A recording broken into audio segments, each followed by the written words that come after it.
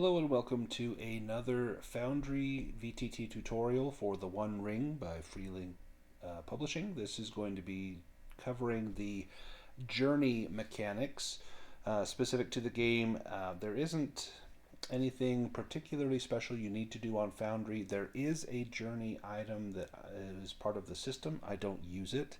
So let's just cover how I run a journey in my games and how you could run them on a virtual tabletop or in person. Now, the first thing we need to do is to understand the purpose of the journey. This isn't, uh, you know, moving any huge distance. In fact, I think they say limit it to like 20 hexes. So this isn't marching to Mordor kind of thing. This is, you know, a week or two of journey. If it's going to be like 2 or 3 days, you probably don't need to do this. But if it's going to be more than that, you can. So the first step is to look at a map, and I'm going to pull up the player's map, and the players can point out on the map where they want to go. So here we have a map of Eriador, and let's say we're going from Bree, which is here on the map, to maybe Farrell's house, which is right here. And now this has a hex overlay on it, but you could turn that off, and then for the players, they would have to just say, I want to go from Bree to here, and they don't know perhaps how many hexes that is. What the lore master can do is go to his map or her map and mark the same locations and then count the number of hexes. So I would presume they are traveling via the road. So that would be 1, 2, 3, 4, 5, 6, and then 7 into overland to get to that same location. If they travel over the road, that's going to be much easier than if they travel into these orange hexes, and specifically easier than traveling through this hex right here in the Midgewater Marshes. And we'll cover why that is in just a moment. But the first thing that I would do as the lore master is I track kind of how many hexes we need to go. We need to go 7 hexes. And a hex is roughly 1 day. If you have mounts, you can reduce that speed. You can also do a forced march and travel more and take on more fatigue. But let's say this is just a standard journey from Bree over to Farrell's house. And Farrell is someone that we met in an adventure that we played recently. What we would then do is we would pull up a journeys sheet. There's one in the book that actually has a little map that you can fill out, but for our virtual game, we don't necessarily need that. We need to assign roles, and so let me pull out tokens here for all of the players that were in the game, and then we will assign them roles. So someone needs to be the guide, and the guide there's only one person that can be the guide, and they're going to make a travel roll. So let's look at our characters and see who is good at traveling. Well, Malvagil as a ranger is probably going to be our best. He is not favored in travel, but he does have 2 skills, and his target number is a 13. So for now, let's just move Malvagil to the guide spot. Everyone else will then choose a role, hunter, lookout, or scout, and you can have multiple players in these roles, but again, there can only be one guide. So the hunters are going to make hunting rolls, the lookouts will make awareness rolls, and the scouts will make explore rolls. So let's take a look at Rathar. So his hunting, his target number is 13. He's got 2 skills in there. His explore is not great. He's got no skills and a target number of 14. And the other was awareness, which he's also good. So hunting or awareness would be good for him. Let's maybe just put Rathar as a hunter for now. Lothariel, we've got awareness is 2 skills with target number 14. Explore is no skills and a target number of 12, which is not horrible. And then hunting is no skill. So awareness is going to be better for Lothariel, and so that's going to be the lookout. So let's make Lothariel a lookout. Drogo, he's got 2 in awareness. Target number's a little bit high. His other skills, explore is not great. He could do in a pinch with that, and hunting is not great. So his awareness is probably his best suit. So let's maybe make Drogo a lookout as well.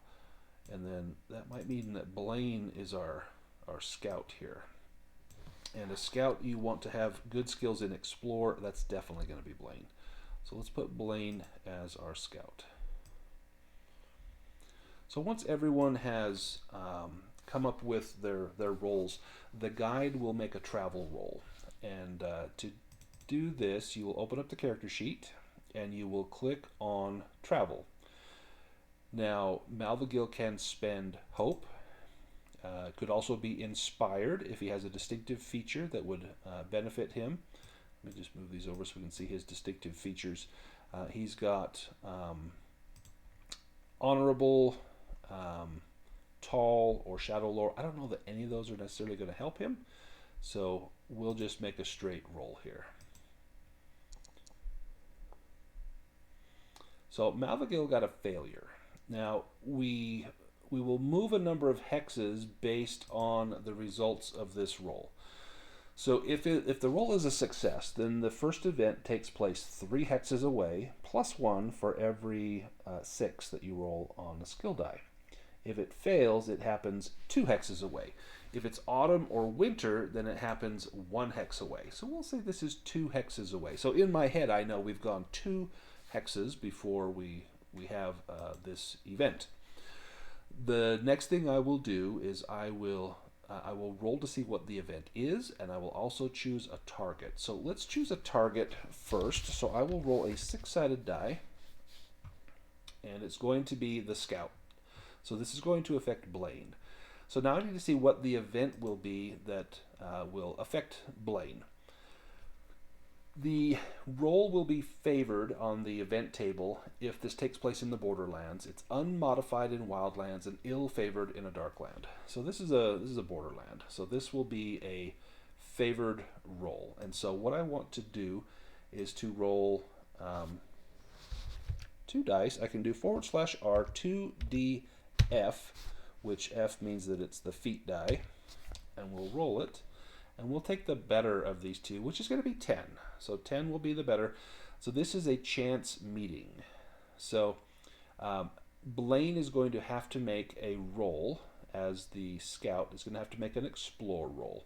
If his roll succeeds, then there's no fatigue gained, and we will improvise an encounter favoring the company.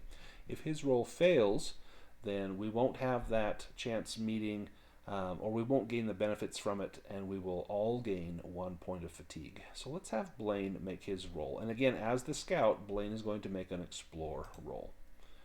So if I open up Blaine, and I look at his explore, we can click on it here, and let's say Blaine does not want to spend hope on this. He feels confident. He's pretty good at this skill, so we give him a roll. And Blaine, with the 10, that is going to be a success. His target number was 13, and he got a 13. So he succeeds. So essentially what will happen is we will improvise a brief scene where there is a chance meeting that will favor the company. Perhaps we come across a hunter, and he shares some of his game with us.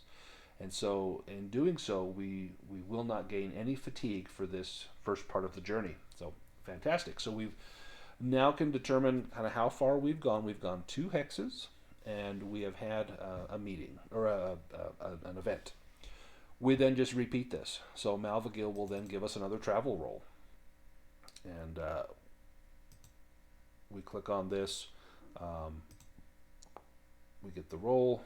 This is another failure. So again, after 2 hexes, 1 hex if it's in the winter time or in the autumn.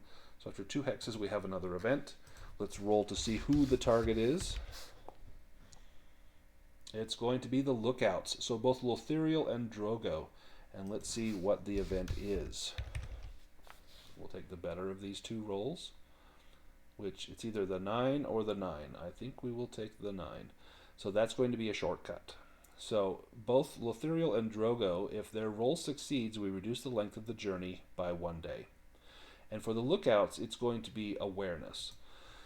Now, one adventurer in the roll will roll the named skill. They can have support from someone else covering the same roll. Now, again, if this is in hard terrain, they lose 1d on this, and if it's along a road, they gain 1d on this. So let's, and the target for the negative consequences if they fail this is the adventurer who makes the roll and anyone who gives support as well. So we've got a potential shortcut. Let's have Drogo make this awareness roll. And Drogo is going to get help from Lothariel, so we will add a bonus die. Well, actually, we can click on support from companion. Same idea, that we're getting support from someone else. And Drogo is going to spend a point of hope, and he doesn't really have anything that might help him as far as shortcuts go. Possibly burglary, but I don't think so. I think if Drogo tried, I would probably say no. But let's say Drogo spends a point of hope. Drogo rolls and gets a great success. So Drogo was successful, and if Drogo succeeds, then you reduce the length of the journey by 1 day, and then there is 1 point of fatigue gained. And so we would note that down, that we have a point of fatigue that takes place during this. And then you just continue to do this over and over again until you spend enough days to reach the journey's end. We need to go 7 hexes, and we've gone 2 hexes and had an event, 2 more hexes and had an event. Let's say we get a success. Let's say that our next travel roll is a success from Malvagil. Let's see if I can actually do this, if Malvagil can get this success.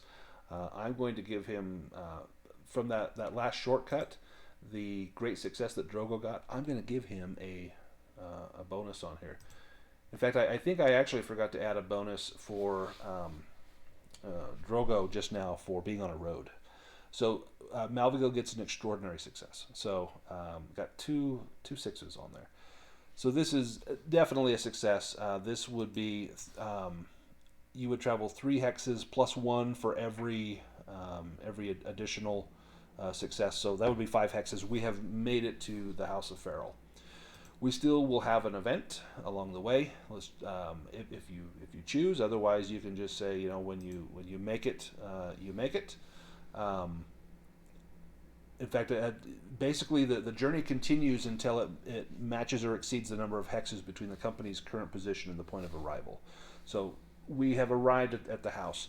However, if an unexpected occurrence along the route engages the company in a different activity, you can adjudicate whether the journey's over or not. And we didn't really have that, so I would say the journey is over. We have arrived. However, some of the locations. Before we get to this next part, we would then tally up the fatigue. So we had one event that was the chance meeting. That was a success, so no fatigue was gained. We had another event that was a shortcut. Everyone gains 1 point of fatigue for that. And so on their, if we had mounts, we would reduce the fatigue then by the amount of vigor that we have. And then every character can make a travel roll. And if they succeed on this roll, then they can reduce their fatigue by 1 plus 1 for every special success. So Drogo got a success. So Drogo had 1 fatigue and then just passed his travel roll that would reduce the fatigue by 1, so his fatigue is 0. Let's say Blaine does not pass his travel roll. Blaine needs to take a point of fatigue. On his character sheet, I can scroll down to where he has his endurance, load, hope, and shadow, and there's a little box here that says fatigue. I can put 1 point of fatigue in there, and that will essentially give him a load of 10 because of that fatigue. That comes into play if his endurance drops to equal or lower than his load. He will become weary. But once he has a good night's rest, you can come and remove that point of fatigue on there. In fact, if I put the 1 on here, you can come and do a prolonged rest, and it will recover that. And notice that it does not get rid of the fatigue. It will recover endurance, but it doesn't eliminate the fatigue. So we're going to take that fatigue off of there manually. And then his load goes back to 9. Now, had we had some terrible consequences, you can see we could add 2 fatigue or more, 3 fatigue. Someone could even be wounded. Someone could gain shadow points. Target could gain additional fatigue. So bad things can happen, but we had a pretty uneventful journey. Where other bad things can happen, if we look at the GM map, so if we had gone through the Midgewater marshes, Once we hit one of these squares that has a number in it and a red border, you stop. And you have to complete the number of events that are in the bordered area. So we would have to do a journey event in that square before we could travel on. If we're in the Barrow Downs, we have to complete 2 events per hex before we can continue to travel. So this can definitely slow you down. Now, the players might say, yeah, we're going to stick to a road, and the Lore Master could allow it, but if they're going overland through here, you might decide that they get off course. Maybe those shortcuts take them a different direction, or maybe they're delayed uneventfully, or delayed with events. You can decide all that as you do the journey. But essentially, you will choose the roles. You will make a travel roll to see if it's a success, how many hexes you'll travel, 3 plus 1 for every success, or 2 if it's a failure, or depending on the time of the year, it could be even lower. Once you do that, you will choose a target, and that will be on a 6-sided die, either the scouts, the lookouts, or the hunters. You will choose the event. If it's in the borderlands, that is a favored roll. If it's in the wildlands, that's going to be an unmodified roll. If it's in a dark land, that's an ill-favored roll. Then you resolve the event. The target of the event must make that skill roll, and if they pass, then the consequences will be listed on the event table, and if they fail, the consequences are there as well. Then you assign the fatigue. At the end of the journey, you can determine how many days it took. Each hex is roughly 1 day, but then you will add the fatigue. If they have a mount, you can reduce the fatigue by the vigor rating, and then you can reduce the fatigue by 1 with a successful travel roll, plus 1 more fatigue for every 6 that is rolled. Anything left over is transferred to the character sheet. And then you will remove 1 point of fatigue for every prolonged rest you take in a sheltered and safe refuge. The only other things to cover with journeys are forced marches. If you want to make haste, you can march for more hours per day than you otherwise would dare. In game terms, this means that you count 1 day as every 2 hexes traveled instead of 1 day per hex. But each player hero incurs 1 additional point of fatigue for each day of forced march. If the companionship the company is traveling on horseback along roads and good paths, you can have the journey length rounding up to give the number of days traveled. But for the most part, this is how the mechanics will work, and this is a fun mini game within the game that allows players a chance to utilize their skills, utilize their strengths, and have adventures on the road.